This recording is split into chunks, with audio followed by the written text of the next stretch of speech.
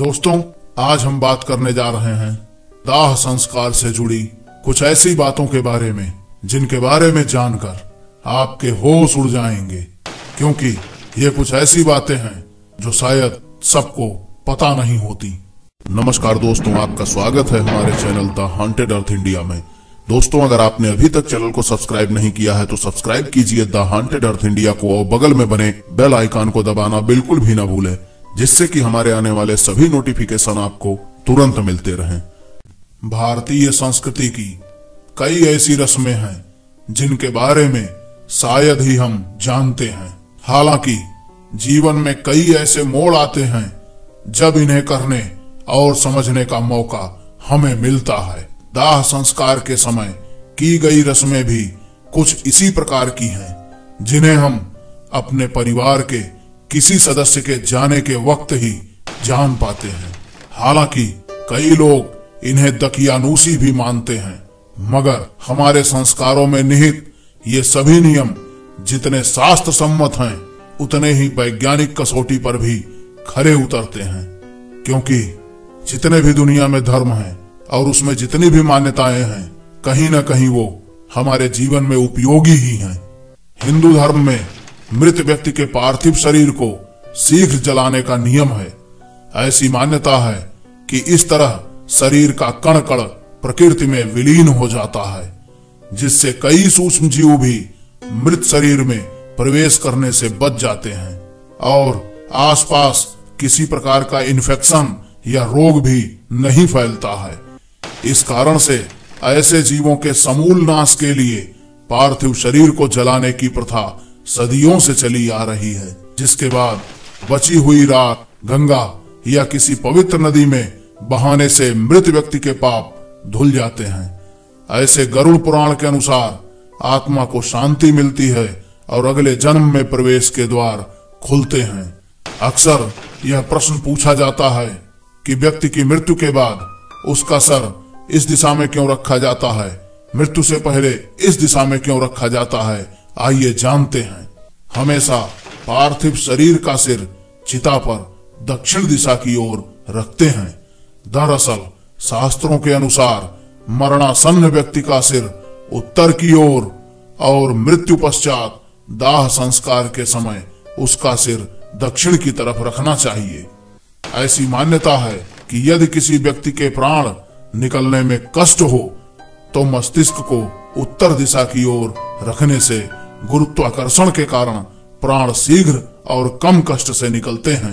वहीं मृत्यु पश्चात दक्षिण की ओर सिर रखने का कारण यह है कि शास्त्रानुसार दक्षिण दिशा मृत्यु के देवता यमराज की है। ऐसे हम पार्थिव शरीर को मृत्यु देवता को समर्पित करते हैं। आइए ये भी जानते हैं कि सूर्यास्त के बाद दाह संस्कार क्यों नहीं किया जाता है।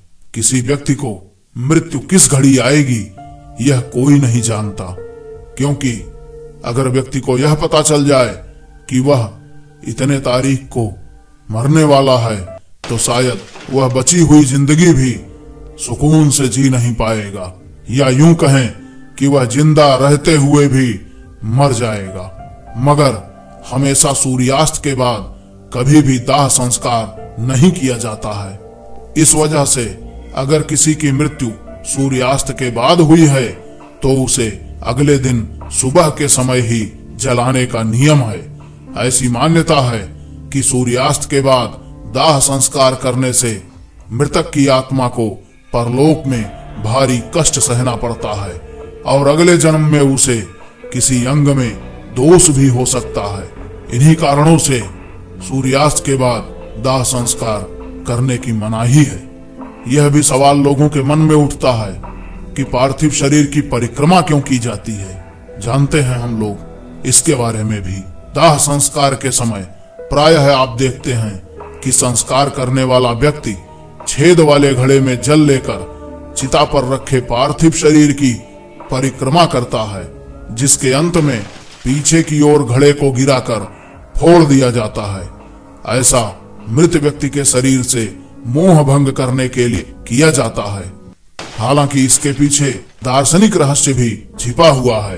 दरअसल इसका एक अर्थ यह भी है कि हमारा जीवन उस छेद रूपी घड़े के समान है जिसमें आयु रूपी पानी हर पल गिरते हुए कम हो रहा है और जिसके अंत में सब कुछ छोड़कर जीवात्मा के परमात्मा में लीन होने का समय आ जाता है। अर्थात जिस तरीके से घड़े में से पानी धीरे धीरे गिरता है, उसी तरीके से प्रति समय प्रतिपल हमारी आयु कम होती जाती है। हम मानते तो हैं कि हम बड़े हो रहे हैं, पर यथार्थ तो यह है कि हमारी जिंदगी हर एक दिन के साथ घटती चली जाती है। आइए ये भी जानते हैं कि क्यों किया जाता है पिंडदान। दाह संस्कार के समय मृत व्यक्ति के पुरुष परिजनों के सिर मुड़ाने की प्रथा चली आ रही है। इस तरह मृत व्यक्ति के प्रति अपना श्रद्धा सम्मान व्यक्त करने के साथ ही यह इस बात का भी द्योतक है कि अब उनके ऊपर मृत व्यक्ति से जुड़ी सारी जिम्मेदारियां आ गई हैं। इसके अलावा दाह संस्कार के बाद 13 दिनों तक व्यक्ति का पिंडदान करते हैं। ऐसे उनकी आत्मा को शांति मिलती है और मृत शरीर और परिवार के बीच मोह भंग होता है।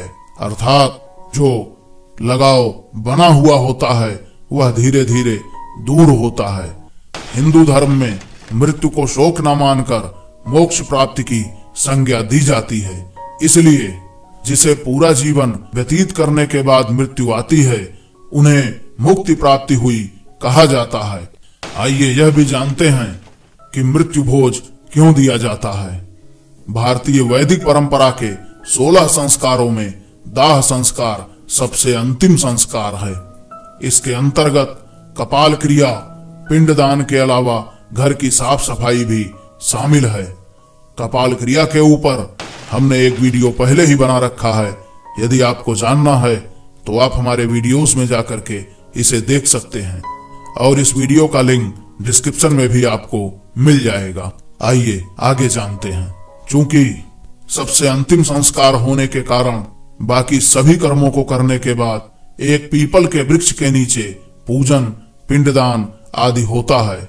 12वें दिन में गंगा जल से घर पवित्र किया जाता है और 13वें दिन ब्राह्मणों के भोज के पश्चात रिश्तेदारों और समाज के करीबी लोगों को सामूहिक भोज दिया जाता है। ऐसे सूतक काल खत्म होने के बाद मृतक के परिवार में लोगों का आना जाना सामान्य रूप से शुरू हो पाता है। गरुड़ पुराण के अनुसार इस समय परिचित व रिश्तेदारों को मृतक के घर पर अनाज, फल, वस्त्र व अन्य सामग्री लेकर के जाना चाहिए। ऐसे मृतक परिवार के साथ रहकर साथ में सादा भोजन पकाने व खाने से उनका दुख कुछ कम होता है और मृत व्यक्ति के प्रति ढांढस बनता है। इसीलिए यह कहा जाता है कि जब किसी की मृत्यु हो जाए तो उसके घर में जाकर के रुकना चाहिए, जिससे कि उनका दुख कुछ कम हो सके। क्योंकि व्यवहारिक रूप में यह बात पूरी तरीके से लागू होती है कि जब हम किसी समस्या में या परेशानी में होते हैं और हमको कुछ लोगों का साथ मिल जाता है तो कुछ पल के लिए ही सही हम अपनी समस्या को थोड़ी देर के लिए भूल ही जाते हैं या हमारी समस्या थोड़ी कम हो जाती है। और अगर हम अपनी समस्या दूसरों के साथ बांटते हैं तो भी हमारी समस्या का बोझ हमारे ऊपर से थोड़ा कम हो जाता है। तो दोस्तों, ये थी दाह संस्कार से जुड़ी कुछ जरूरी बातें जो आपको इस वीडियो में बताई गई हैं। और भी इसी तरीके की वीडियोस को देखने के लिए हमारे चैनल के साथ आप बने रहें और हम आपके लिए हॉरर स्टोरीज के साथ साथ कुछ जरूरी और आवश्यक फैक्ट्स भी लाते रहते हैं, जिससे कि आपके मन में कुछ सवाल जो कभी कभी उठते हैं उसका जवाब भी हम दे सकें। यदि आपके मन में भी कोई प्रश्न है तो आप हमें कमेंट जरूर करें और हम कोशिश करेंगे कि उसके ऊपर भी कोई न कोई वीडियो ला सकें। तो दोस्तों, ये थी आज की वीडियो। आपको कैसी लगी हमें कमेंट में जरूर बताइएगा और अगर वीडियो अच्छी लगी हो तो सब्सक्राइब कीजिए द हॉन्टेड अर्थ इंडिया को और बगल में बने बेल आइकन को दबाना बिल्कुल भी न भूलें, जिससे कि हमारे आने वाले सभी नोटिफिकेशन आपको सबसे पहले मिल सकें। और वीडियो को लाइक शेयर जरूर कीजिएगा, जिससे कि हमारा भी मनोबल बना रहता है। दोस्तों, इसी तरीके के फैक्ट्स और हॉरर स्टोरीज को सुनने के लिए आप हमारे चैनल पर जा सकते हैं। और उसके वीडियोस में आपको ऐसी ही दिल दहला देने वाली भयानक कहानियां और कुछ फैक्ट्स मिलते रहते हैं। तब तक के लिए स्वस्थ रहें, खुश रहें। Thank you.